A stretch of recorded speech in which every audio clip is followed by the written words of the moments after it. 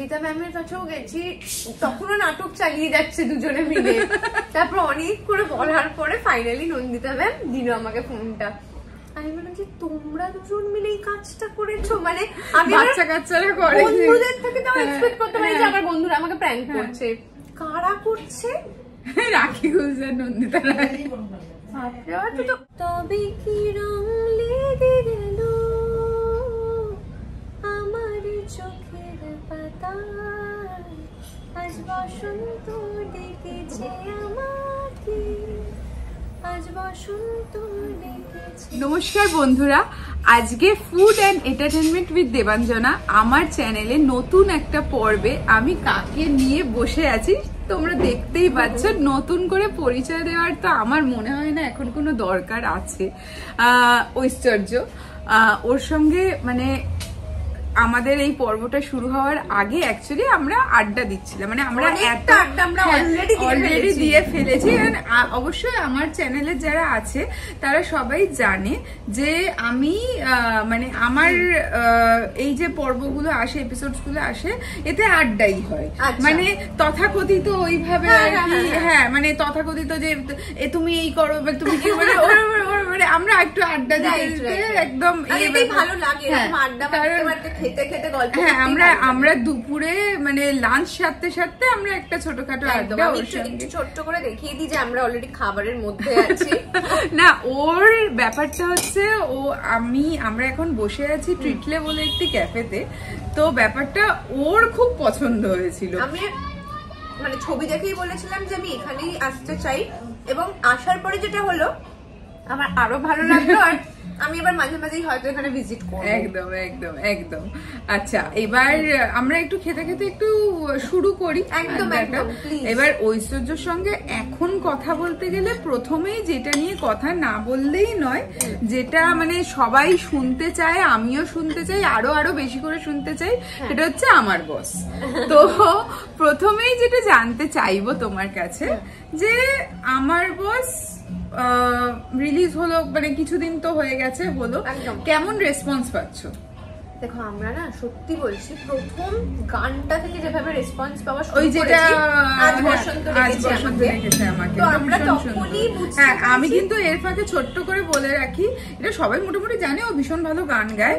ওকে কিন্তু গান না গেয়ে আজকে আমরা গান আমার পর্বের শেষে একটা থাকবে, তো তোমার জন্য ছোট্ট করে এবং সবার জন্য দু লাইন। হ্যাঁ হ্যাঁ হ্যাঁ, ও ভীষণ ভালো গান গায়, এটা আমি জানি, এটা আমি জানি, এটা জানি। হ্যাঁ, এবার বলো। বেসিক্যালি যখন ওই গানটা রিলিজ করে আমরা না তখন থেকেই বুঝতে পারি যে কোন দিকে যাচ্ছে, বলে না একটা হাওয়া কোন দিকে, তো তখন থেকেই রেসপন্স খুব ভালো।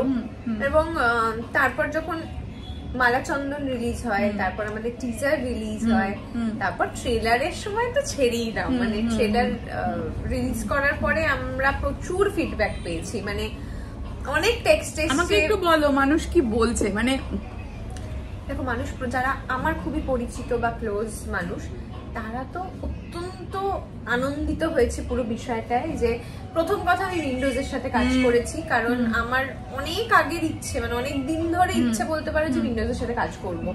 সেই একটা কাজ, মানে সেটা হয়েছে।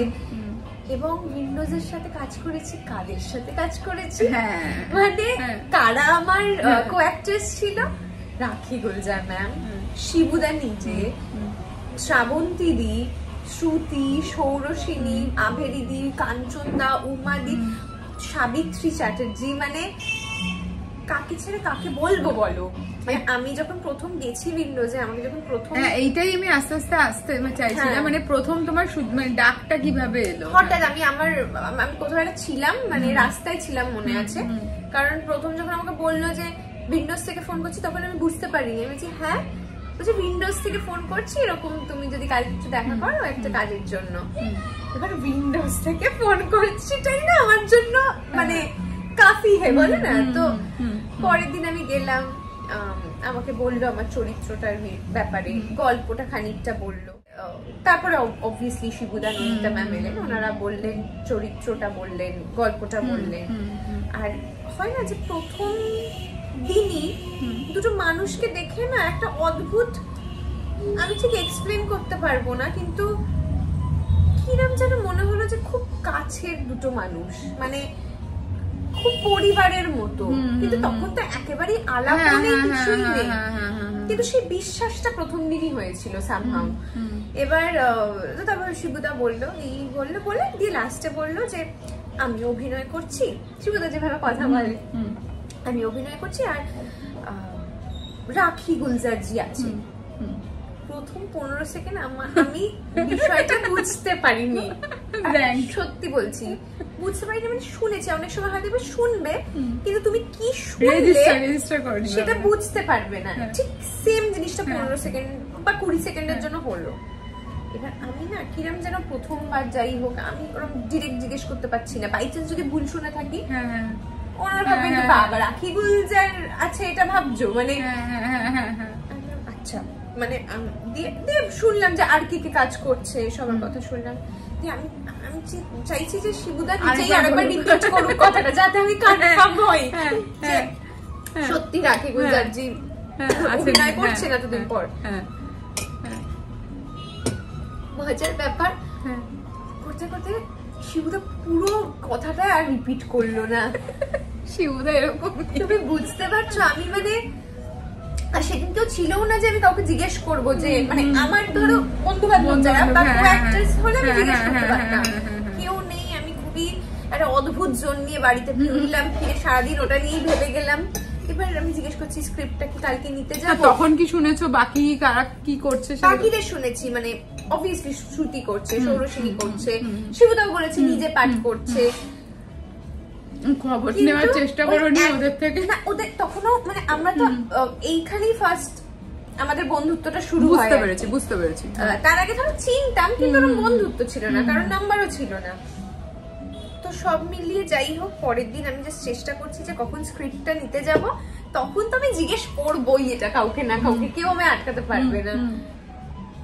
এবার পরের দিন আমার এক্স্যাক্টলি মনে আছে, রাখিজি চলে এসেছিলেন কলকাতায় আমাদের মানে উইন্ডোজ এর অফিসে ছিলেন, এবং আমাকে স্ক্রিপ্ট দেওয়া হলো, আর একবার গল্পটা নিয়ে বলা হলো, আর বললো যে আজকে সব কাস্ট আসবে একসাথে, একটা ছোট মিটিং হবে। এবার সেই মিটিং এ গিয়ে দেখলাম প্রথম কিরম, মানে ওই ফিলিংটা আমি বোঝাতে পারবো না, দেখলাম রাখি গুলজারজি বসে আছে এবং সবার সাথে এত মিষ্টি করে কথা বললেন, মানে সবকিছু মিলিয়ে আমরা মানে কিরম স্বপ্নর মতো যেন পুরোটা লাগলো। বাড়িতে এলাম, বাড়িতে গল্প করলাম, তারপরে 2-3 দিন পরেই আমাদের শুট। সেদিন ওনার সঙ্গে কি কথা হলো প্রথম? সেদিন না ওনার সাথে কোনো কথা হয়নি, মানে উনি কথা বলছিলেন, আমরা জাস্ট শুনছিলাম, মানে এইটা পুরো অস্ট্রাক বলে না, এরকম ভাবে শুনছিলাম। তারপরে আমাদের বেসিক্যালি কিন্তু বন্ডিং শুরু বা কথা বলা যেটা বলছো সেটা কিন্তু শুরু একদম ফার্স্ট ডে অফ শুট। এবং ফার্স্ট ডে শুট থেকে উনি যেভাবে অফিসের শুট ছিল নাকি? হ্যাঁ অফিসে, আমরা তো বেশিরভাগটাই আমাদের পুরোটাই অফিসে। এবার জাস্ট মনে হলো না যে সত্যি উনি মানে উনি অন্য কেউ, এটা উনি জাস্ট ফিল করেন। উনি অনেকের না, উনি মানে আমরা শুনছিলাম নাম, তোমার নাম কি ছিল? আমাকে ছুটকি নাম দিয়েছিল, কারণ ওনার মনে হয়েছে আমি সবথেকে ছোট, মানে চরিত্র ওয়াইজ আমি সবথেকে অপর্ণা ছোট, কিন্তু আমরা তো সবাই সমবয়সী আর কি অলমোস্ট, তো সেটাই আর কি, মানে তাই আমাকে ছুটকি, মানে বিভিন্ন সবার এক একটা করে নাম দিয়েছেন উনি। তো সেইগুলো ধরো 5-6 দিনের মাথায় হয়েছে, বাট ইনিশিয়ালিও এত মানে সত্যি মানে এটা ওনার থেকে মানে নিত্য সারাক্ষণ তো শুনতে, যেটা বললে মানে ওনার বলা কোনো ঘটনা, কিছু কথা যেটা খুব মানে তোমার মনে দাগ কেটেছে, এরকম কিছু আছে? আমরা এত কথা বলেছি না, মানে একটা কোনো কথা বলাটা খুব ডিফিকাল্ট, কিন্তু একদিন মনে আছে যে একদিন ওনার থেকে আমরা গল্প শুনছিলাম যে ওনার আর্লি এজে, হ্যাঁ, তো উনি তখন কি করতেন, কিভাবে থাকতেন, বা কাদের সাথে কাজ করে খুব ভালো লেগেছে। তো মানে রাখিদি সবসময় ভীষণই বলতেন যে মানে শর্মিলা টেগরের কথা ভীষণ বলতেন যে হ্যাঁ ওনার সাথে খুব বন্ধুত্ব। তো এইগুলো আর কি, মানে এরকম অনেক কথা হয়েছে। যেমন আভেরির সঙ্গে আমারই এখানে আড্ডা দিয়েছে ও, তো আভেরি বলছিল মানে কোনো একটা জায়গায় মানে উনি গুলজার সাহেব আর কি বলেছেন 10 নম্বর সাইজের চটি। হ্যাঁ আর উনি সেটা কিন্তু প্রপার, মানে ওনার একটা বিষয় ছিল যে উনি এখানে এসে একা শপিং করতে চাইতো। ভাবো ধর্মতলায় যদি রাখি গুলজার একা শপিং করে, মানে সেটা তো একটা মানে বিগ ডিল আর কি। তো সেটা তো উইন্ডোজ সম্ভব না, যেখানে একজন প্রোডাকশন হাউস দায়িত্ব নিয়েছে ওরা, সেটা তো করতে দেওয়া যেতে পারে না।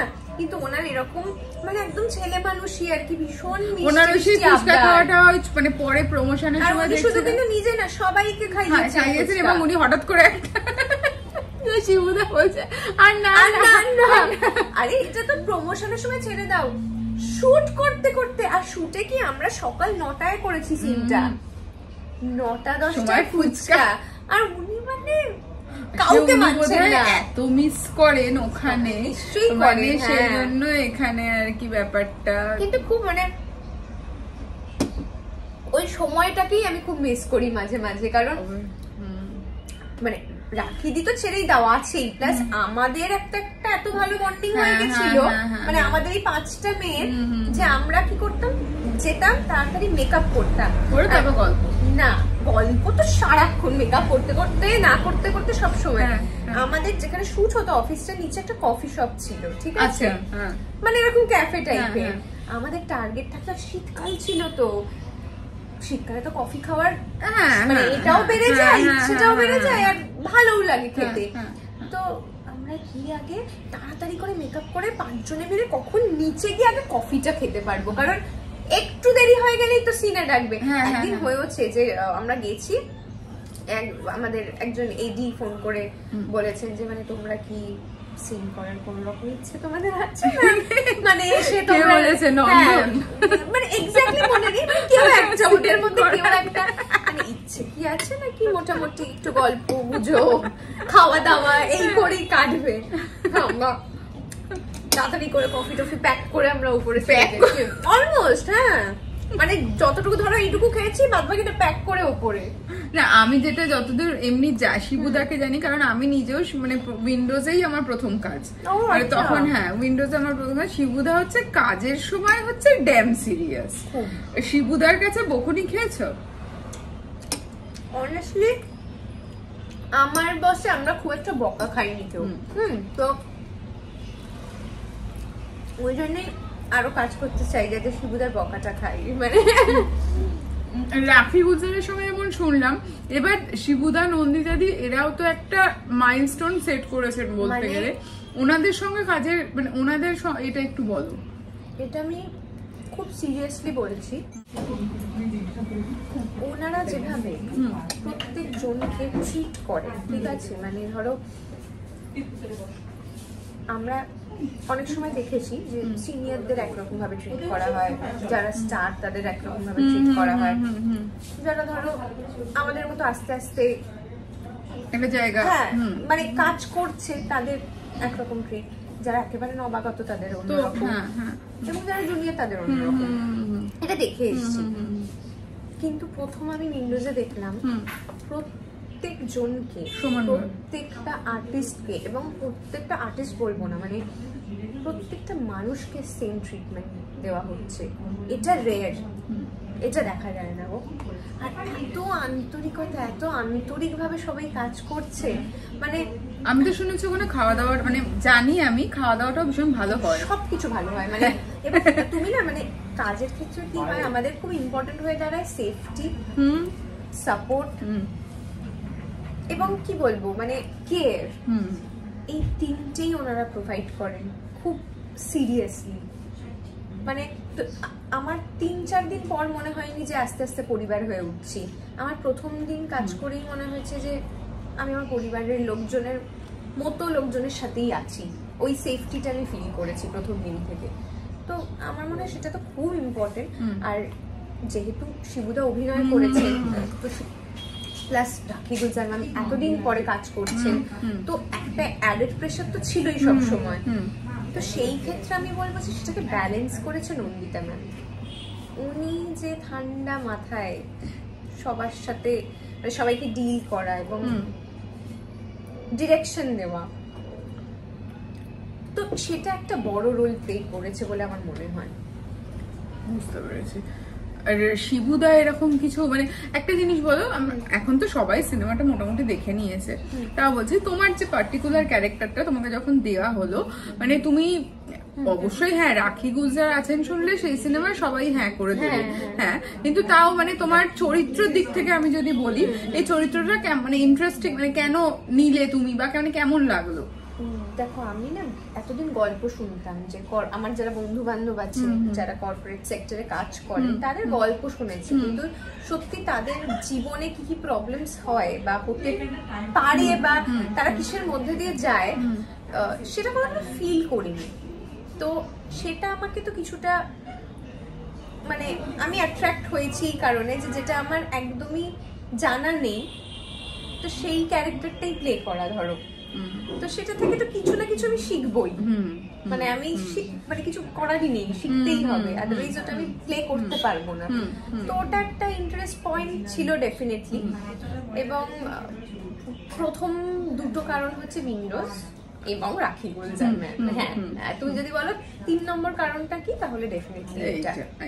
বুঝতে পারছি। আর লুক ওয়াইজও খুব ফ্রেশ, খুব মানে আমাকে পর্দায় কেউ এরকম চশমা করে কখনো দেখেনি। আমার একটা সিনের কথা পার্টিকুলারলি মনে পড়ছে, সেটা আমি তোমায় জিজ্ঞেস করছি, যেখানে ওই লাস্টে গিয়ে যেখানে আশ্রয়কে আর কি স্পন্সর করতে রাজি হলো, তুমি লাফিয়ে উঠে শিবুদাকে, বেশি স্পয়লার দেওয়া যাবে না, সেটা এখনো যারা দেখেনি তারা দেখুক আগে।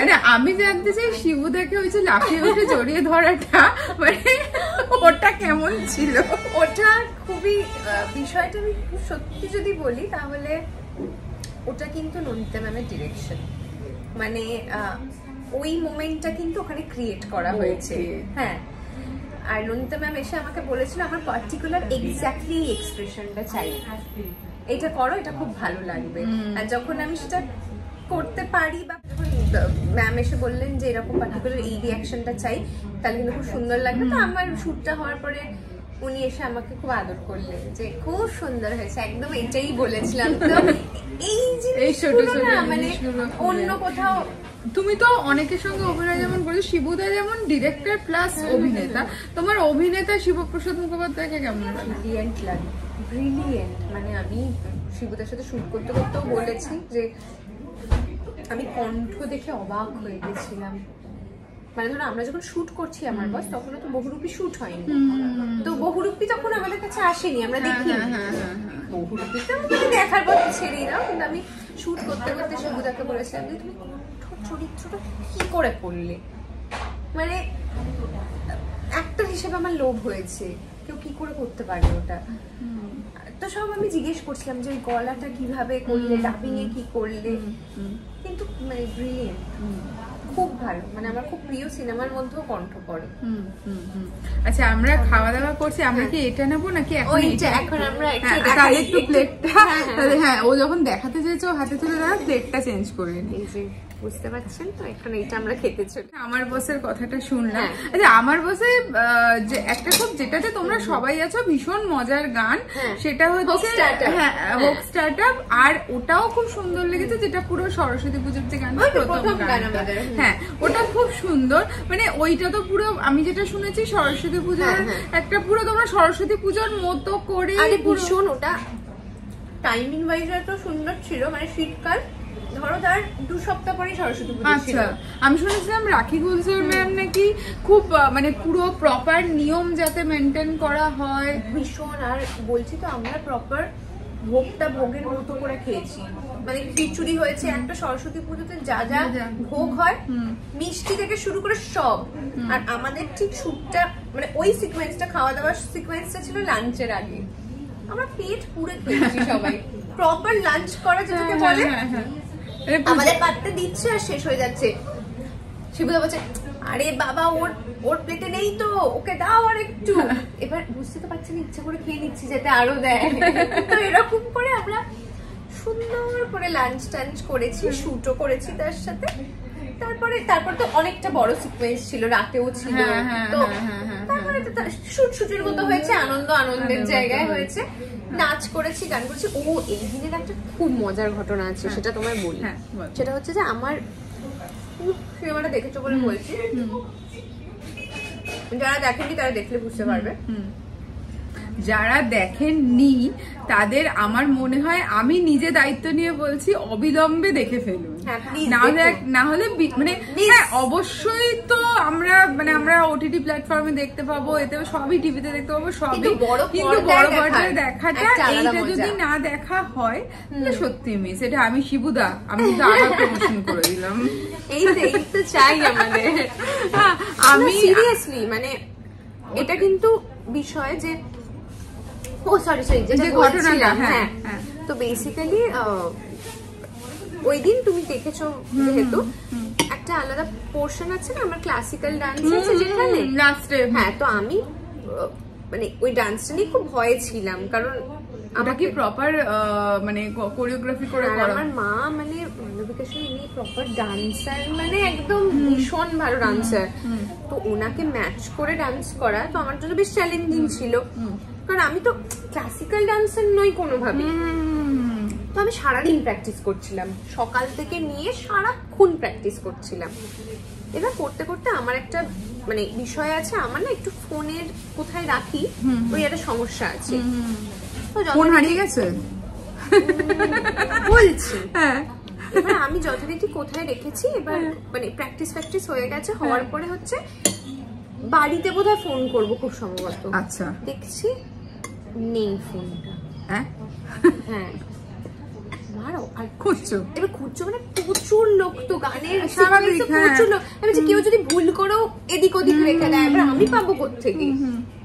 এবার আমি সব বন্ধুদের জিজ্ঞেস করছি, আমার শ্রুতি সবাইকে জিজ্ঞেস করছি, ভাই কোথায় দেখেছিস রে, মাঝে মাঝে ভাবছি যদি কেউ নিয়ে থাকে, ইয়ার্কি মারছে, আমি প্লিজ ইয়ার্কি মারিস না রে প্লিজ, মানে আমি একদম কনসেন্ট্রেট করতে পারছি না কাজটায়, এইসব চলছে। ওরা বলছে যে তুই কি পাগল হয়ে গেছিস, মানে কেন তুই কনসেন্ট্রেট করতে পারছিস না, জেনেও আমরা এটা করবো তোর সাথে। ছুটতেই খুঁজে পাচ্ছি না ফোনটা। এবার হঠাৎ করে দেখি আমার যে কোরিওগ্রাফার একটি মেয়ে ছিল, ও একটা অদ্ভুত এরকম করছে, হ্যাঁ, তো আমার ওকে দেখে মনে হলো যে ও লুকিয়েছে, মানে কি রে বাবা এরম কেন করলো? তুমি জানো না, আচ্ছা তোমার কাছে দাও, কে বলেছে তোমাকে নিতে? হ্যাঁ মানে কেউ তো এটা করছে, কাজটা প্র্যাঙ্ক করছে আমায়। ও দেখছি কিছুই বলছে না, ও শুধু করছে আর মুখে বলছে না, আমি তাকাচ্ছে। এবার আমি না তাকিয়ে দেখছি কোন দিকে তাকাচ্ছে, দেখি রাখি ম্যামের দিকে তাকাচ্ছে।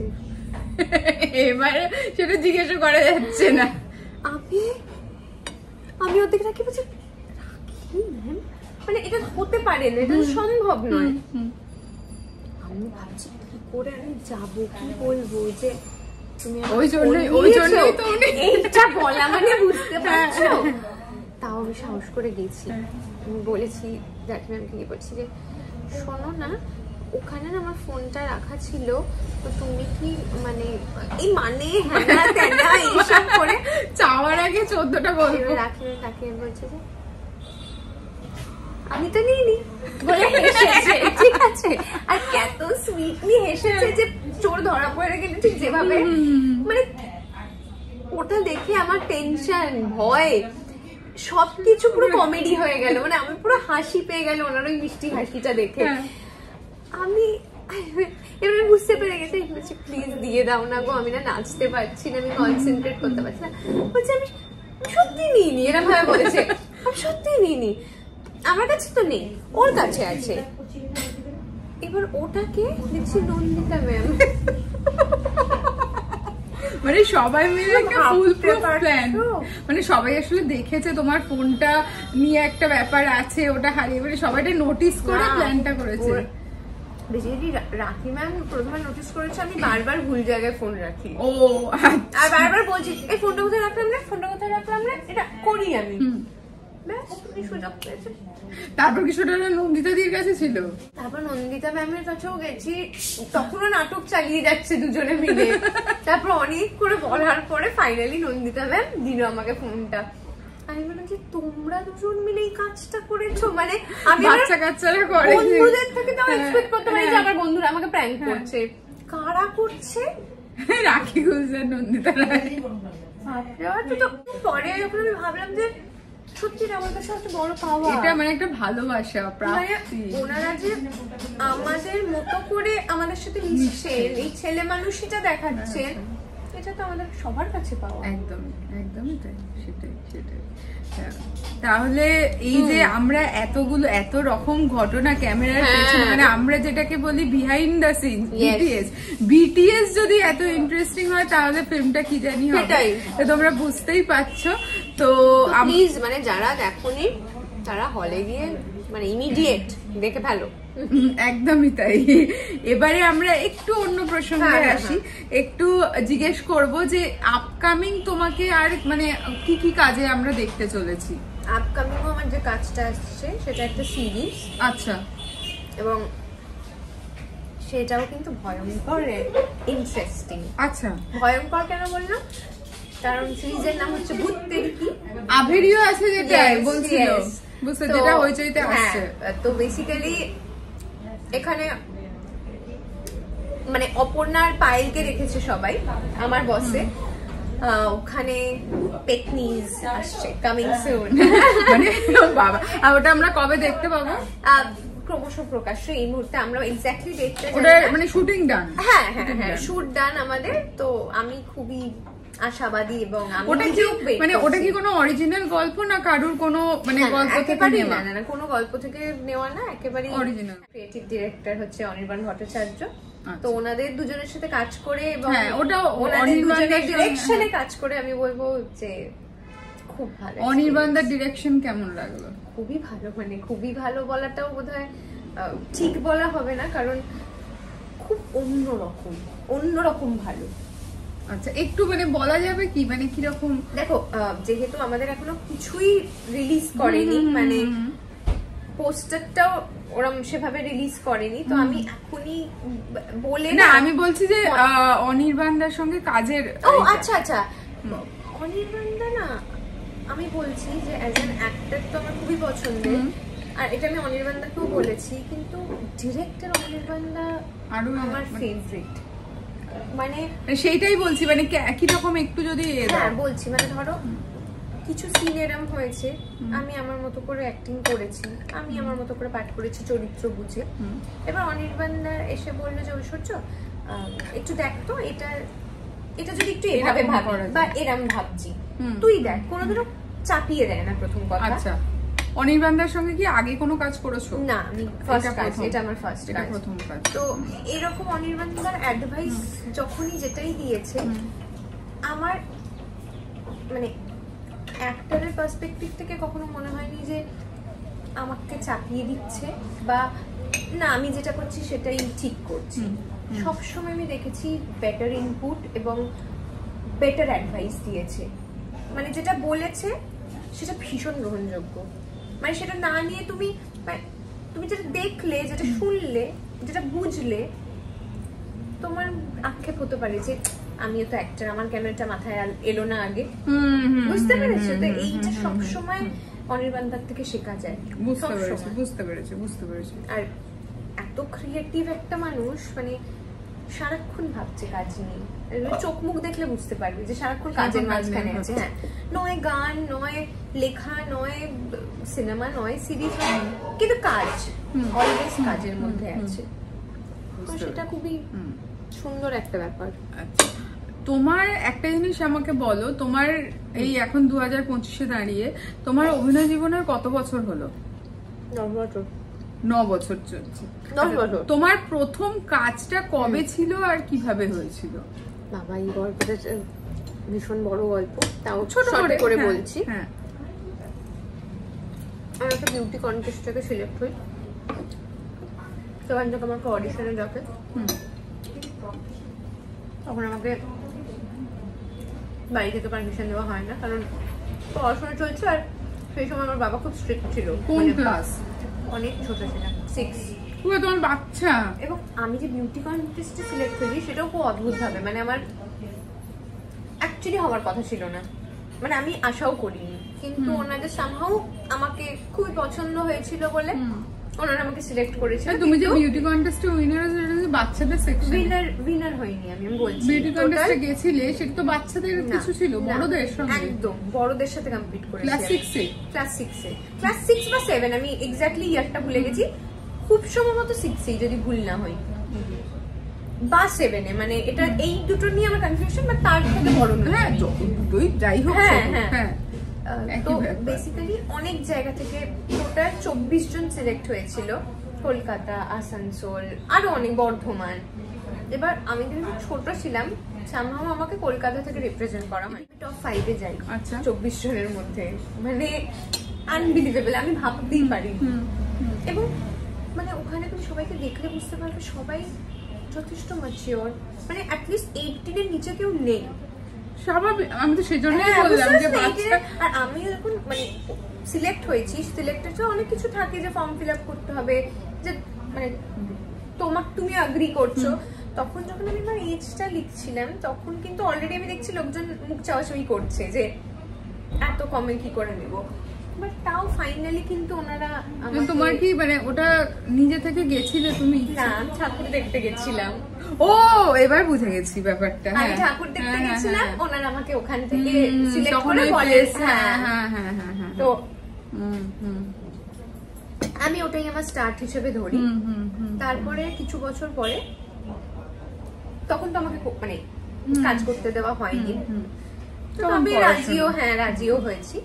কিন্তু তারপরে না আমার সারাক্ষণ মাথায় ওটাই চলতো যে এটা আমি মিস করলাম, এটা আমি লড়তে পারলাম না, কারণ আমি ছোট থেকে এটাই করতে চেয়েছি। যখন কেউ জানে না আমি এটা করতে চাই, আমি তখন থেকে এটা করতে চেয়েছি। তো আমার মাথায় ছিল যে সেকেন্ড যদি আমার কাছে কখনো কিছু আসে, তাহলে সেটা মিস করবো, আমি সেটা কোনোভাবে মিস করবো না। প্রথম কথা তো দেখো, একটা এমন জায়গা, আমার তো মানে ব্যাকগ্রাউন্ডে যে সবাই, মানে বাবা মার দিক থেকে তো আমি বলবো না যে ইন্ডাস্ট্রিতে সবাই খুব পরিচিত বা জানে কোথায় কি দিতে হয়, কি করতে হয়। এবার সেইটা আমার ছিল না, তো আমাকে ওটা যদি করতে হতো নিজের থেকে, যদি আমার কাছে না আসতো, তাহলে স্ট্রাগলটা একটু অন্যরকম হতো হয়তো। কিন্তু যেহেতু দুবারই নিজের থেকে এসছে আমার কাছে, তো সেকেন্ড টাইম আমার ছিল যে এবার যদি আমার কাছে আসে আমি করবো, করতেই হবে, আর কোনো অপশন নেই আমার কাছে। আর মানে সেটা পেরোতে হবে, একদম ওটা পেরোতেই হবে। তাই হলো, সেকেন্ড টাইম আমার কাছে অফার এলো। আমার মা প্রচন্ড হেল্প করেছিল, খুব সাপোর্ট করেছিল, বাবাকে ম্যানেজ করাটা মেগা ছিল। ওটা ফার্স্ট সিরিয়াল রাজলক্ষ্মী কুরুক্ষেত্র। আচ্ছা, জিতে হতো। এবং ওটাতে আমার ফার্স্ট চরিত্রই মানে খুবই চ্যালেঞ্জিং গুজরাটি একটা ক্যারেক্টার করতাম আমি প্রথম কাজে। তো সব মিলিয়ে তারপরে থেকে আমার কাজ শুরু হয়ে গেল। এবার আমি বলবো যে আমি খুব টানা কাজ করেছি। তুমি টেলিভিশন অনেকদিনই করেছো? আমি প্রায় 5.5-6 বছর টেলিভিশন করেছি। তারপর তুমি একদম আমি আমার ওই জার্নিটাও খুব মজার, মানে টেলিভিশন করেছি, তারপর আমি ওয়ার্কশপ করেছি থিয়েটারে, তারপর আমি ভেবেছি স্টেজ করব, করতে করতে কোভিড হয়ে গেছে, স্টেজ করা হয়নি। তারপরে আমি সিরিজ করেছি, তারপর আমি সিনেমা করেছি, তারপরে আমি স্টেজ করেছি। তো ন্যাচারালি কি হয়, সবাই থিয়েটার করে, তারপর টেলিভিশন করে, এরকম ভাবে। এখন কি স্টেজ করছো? হ্যাঁ, মানে এখন এই মুহূর্তে ওই মানে আমি যে নাটকটা করছিলাম সেটার আপাতত কোনো শো নেই। তুমি কোন গ্রুপে? দেখো, আমি গ্রুপ বলতে ওরকম ভাবে পার্টিকুলার কোনো গ্রুপ না। আমি ফার্স্ট একটাই নাটক করেছি এখন অব্দি, রসিকতা, অন্ধকারের উৎস হতে।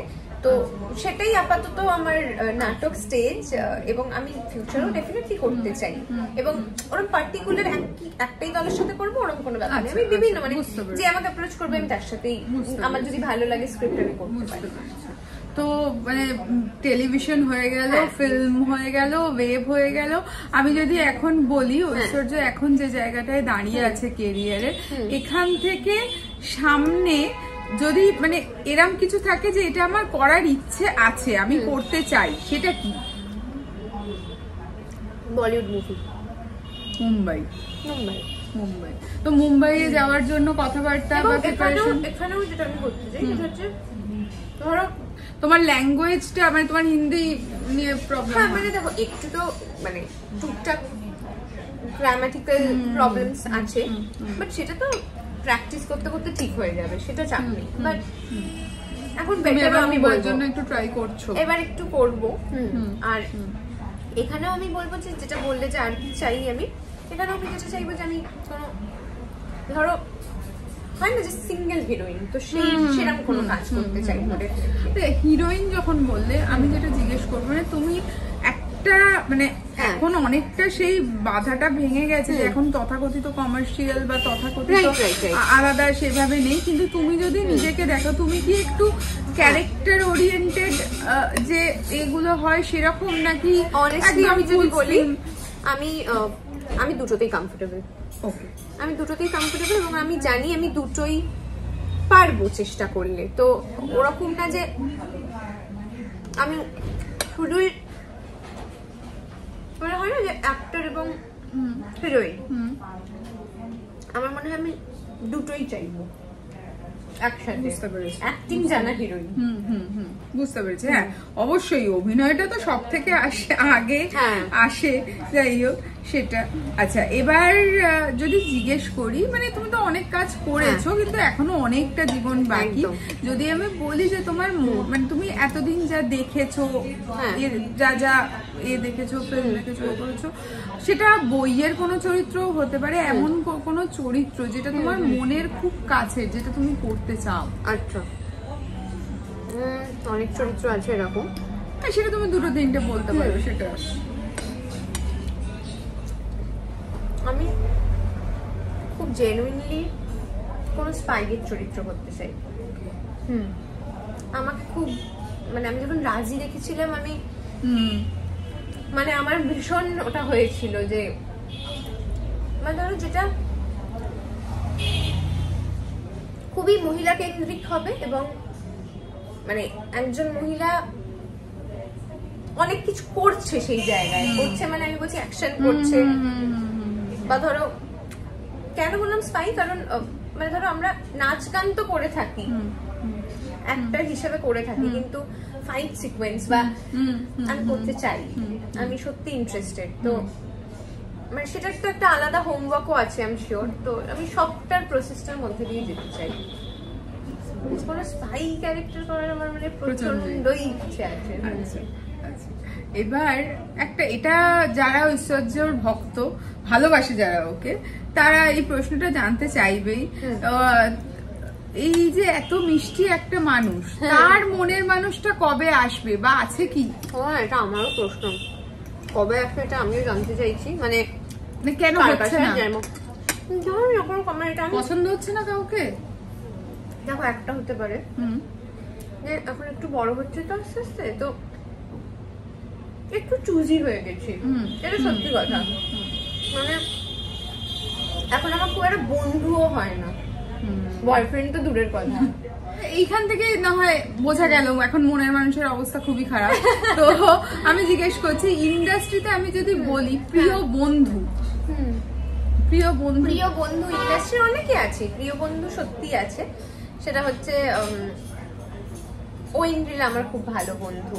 আচ্ছা, সৌমজিতের সাথে আমার ইন্ডাস্ট্রিতেই আলাপ, সৌমজিৎ খুব ভালো বন্ধু। বাবলি মানে প্রিয়াঙ্কা খুব ভালো বন্ধু।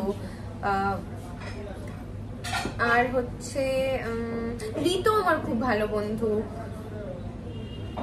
মোটামুটি সেম এজ। হ্যাঁ হ্যাঁ হ্যাঁ একদমই একদমই। তো এরা হচ্ছে মানে আমার মোটামুটি এখন অনেক বছরের বন্ধু যারা হয়ে গেছে আমি তাদের নামই বলছি। এবার ধরো রিসেন্টলিও আমার বস করতে করতে আমার সত্যি ওদের সাথে খুবই ভালো বন্ধুত্ব হয়েছে, কিন্তু আমি এখন যে নামগুলো বললাম এরা আমার অনেক বছরের বন্ধু। মানে বন্ধুটা তো হয় না ইন্ডাস্ট্রিতে একদম একদম একদম, সেই দিক থেকে দেখতে গেলে বুঝতে পেরেছি। আচ্ছা এবার যেটা মানে আস্তে আস্তে আমরা একটু শেষের দিকে যাচ্ছি, আমি একটা ছোট করে র্যাপিড ফায়ার করতে। ওরে বাবারে একদম মানে কিন্তু ওই অনেক ভেবেচিন্তে উত্তর দিই না। তোমার উপর আমার ভরসা আছে যে তুমি খুব কঠিন প্রশ্ন করনি, তুমি কঠিন প্রশ্ন করো তাহলে। না মানে এটা একটা চুলবুলি টাইপের প্রশ্ন হবে আর কি। একটু র্যাপিড ফায়ারটা শুরু করি তাহলে। মানে প্রথম প্রশ্নটা শুনলেই বলবে যে কেন তুমি এরকম প্রশ্ন করলে, তুমি তো এরকম করছিলে না। ঠিক আছে, শুনি শুনি। আচ্ছা, আমি যদি বলি মানে পছন্দের হিরো হিসেবে যদি বলি, তুমি কাকে বেছে নেবে, জিৎ না দেব? এইটা করতে পারো না তুমি, এইটা সত্যি করতে পারো না। দুজন আমাদের সুপারস্টার, দুজনের সাথেই আমি অবশ্যই কাজ করতে চাই। আমি কাজের কথা বলিনি, আমি বলেছি ভালো লাগার দিক থেকে কি মুশকিল। দেখো, জিদ্দা ভীষণ হ্যান্ডসাম, মানে প্রচন্ড আরো সাংঘাতিক, প্রচন্ড। হ্যাঁ, কিন্তু সামহাও আমার মানে দেবদাকে আমি অনেকটা পার্সোনালি চিনিও, যেহেতু মানে জিদ্দার থেকে বেটার চিনি, অনেকবার দেখা হয়েছে সামনাসামনি, তো সেই ক্ষেত্রে ডেফিনেটলি দেবদার কথাই বলবো। আচ্ছা আচ্ছা, এবার জিজ্ঞেস করবো, তিনজন হিরোইনের নাম নিচ্ছি। মানে আমি যদি বলি যে অভিনয়ের দিক থেকে তুমি, আমি জানি এদেরকে মানে তোমাকে র্যাঙ্ক করতে দেওয়াটা উচিত নয়, কিন্তু তাও আমি বলবো মানে একটা পছন্দের দিক থেকে যদি বলি, একদিন শুভশ্রী চক্রবর্তী, শুভশ্রী গাঙ্গুলি, অ্যাকচুয়ালি চক্রবর্তী আমি বললাম, তো চক্রবর্তী ইউজ করে বললাম। আচ্ছা, শ্রাবন্তী আর কৌশানী।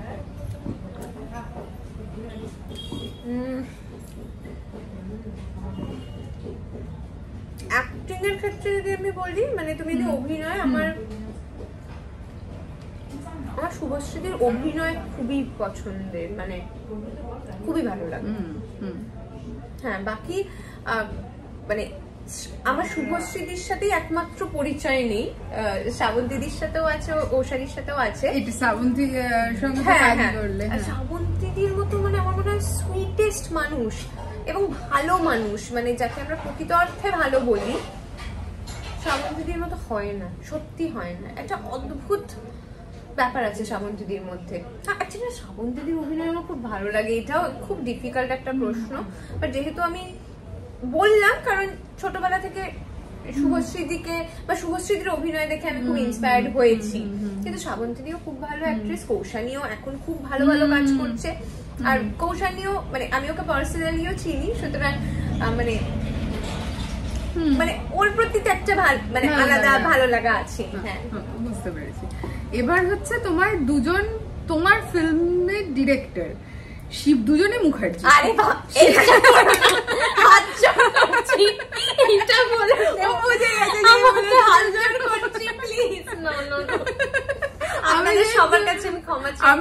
আমি খালি মুখার্জিটা বলতে, একজন হচ্ছে শিবপ্রসাদ মুখার্জি, একজন হচ্ছে রাহুল মুখার্জি। একজন আমার প্রথম সিনেমার ডিরেক্টর এবং আর একজন আমার কি বলবো উইন্ডোজে আমার প্রথম কাজ, এবং রাখি গুলজার ম্যামের সাথে। না, আমি এই পোরশনটা কেটে পাঠাবো শিবুদাকে আর রাহুলকে। আমি তোমাদের দুজনের সাথে আরো অনেক কাজ করতে চাই, তোমাদের দুজনেই আমার ফেভারিট। একজন আমার বস আর একজন আমার দিল খুশ করে দিয়েছে আমার প্রথম সিনেমায় আমাকে উপহার দিয়ে। আর কি বলবো, আমি আসলে যখনই দুজন মুখার্জি বলেছি, দিস ইজ ভেরি ডিফিকাল্ট। আচ্ছা, এবার একটু অভিনয়ের দিক থেকে বলবো। মানে তোমার যেমন তুমি শুভশ্রী, শ্রাবন্তী, কৌশানীটা বললে, কয়েকজনের নাম বলছি, একটু তোমার পছন্দটা বলবে। ঋত্বিক চক্রবর্তী, শাশ্বত চট্টোপাধ্যায়, আবির চট্টোপাধ্যায়, অনির্বাণ, তুমি তো কাজই এই সবে তোমার কাজ বলো, সেটা যদিও ডিরেকশনে, যাই হোক, আর পরমব্রত চট্টোপাধ্যায়। এদের মধ্যে আমি যদি বলি মানে একটু তোমার পছন্দের নিরিখে একটু তুমি যদি বলো। আচ্ছা, अगेन সবাই প্রচন্ড ভালো অ্যাক্টরস।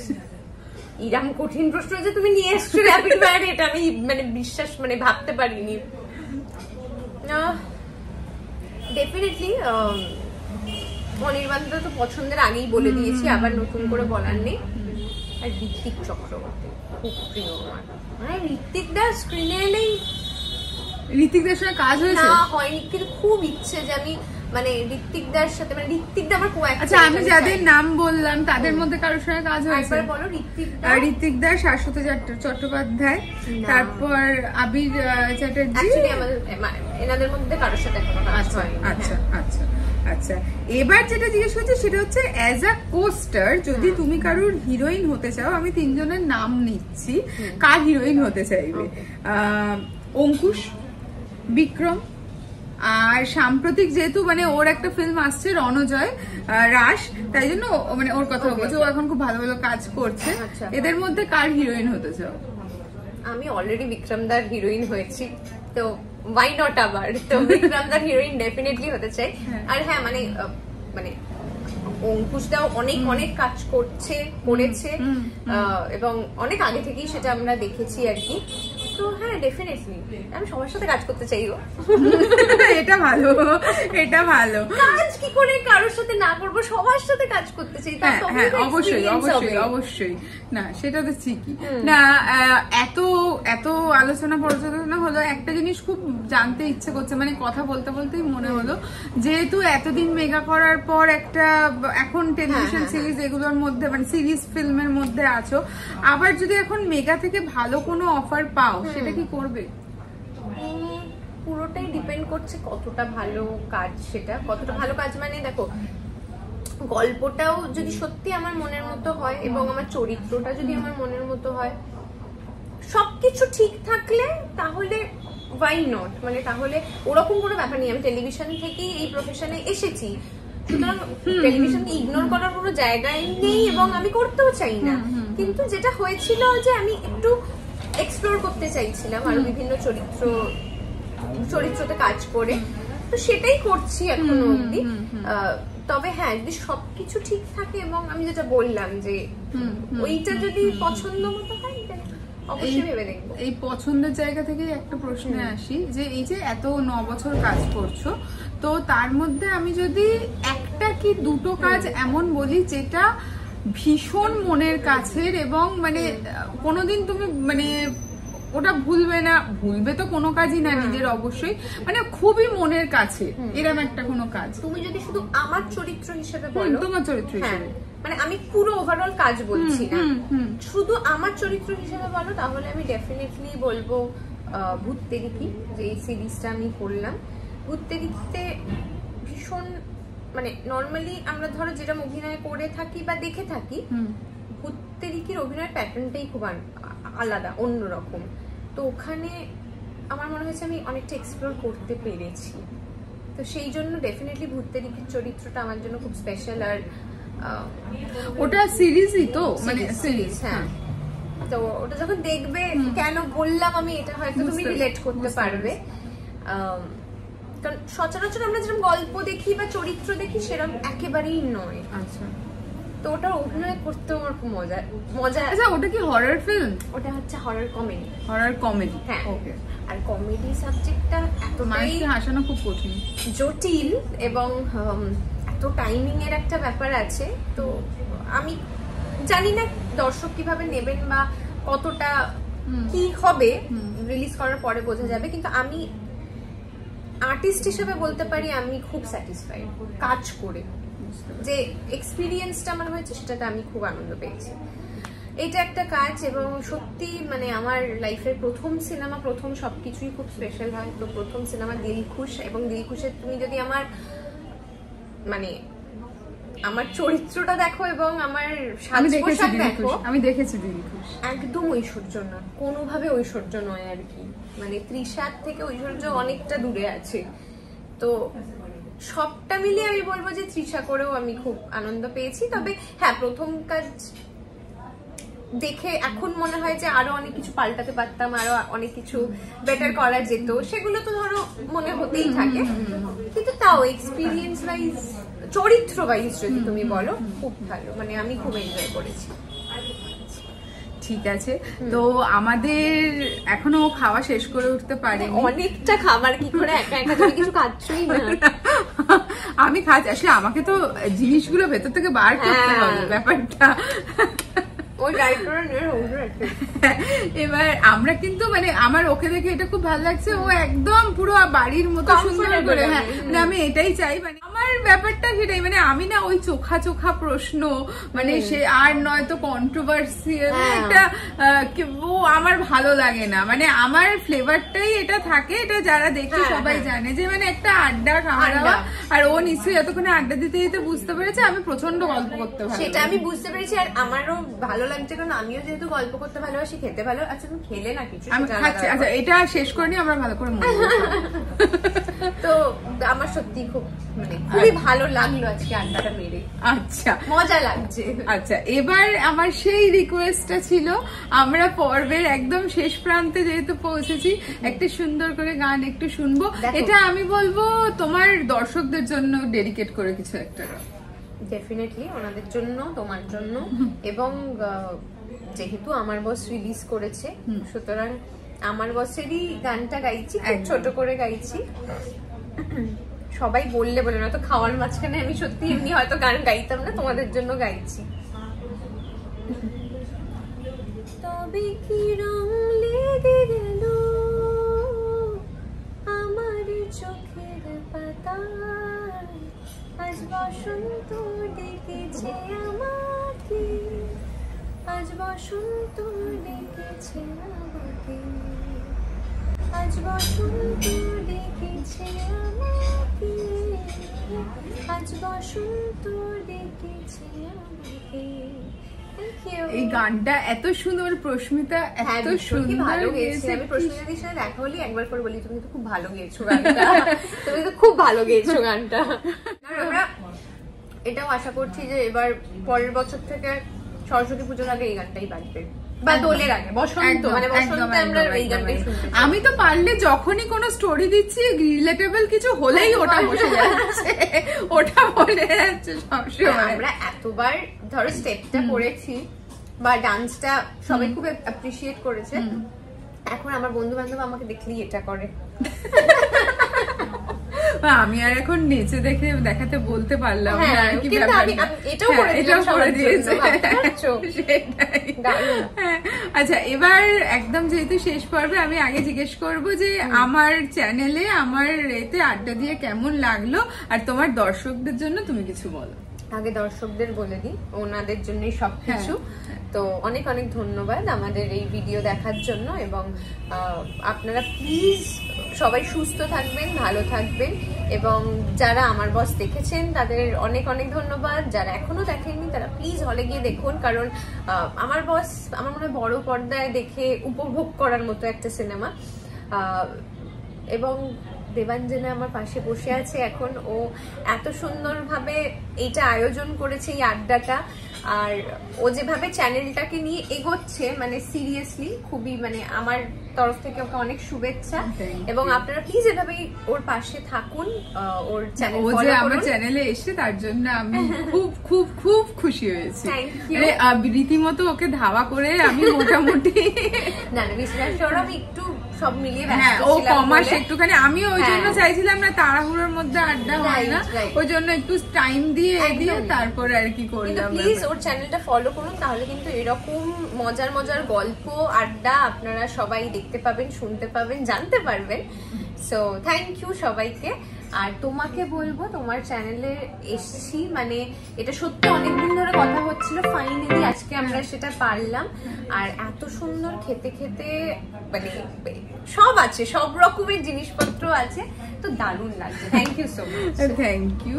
আচ্ছা আজকে এই পর্বটা এখানে শেষ করছি, আবার নতুন কোনো অতিথিকে নিয়ে আমি হাজির হয়ে যাব।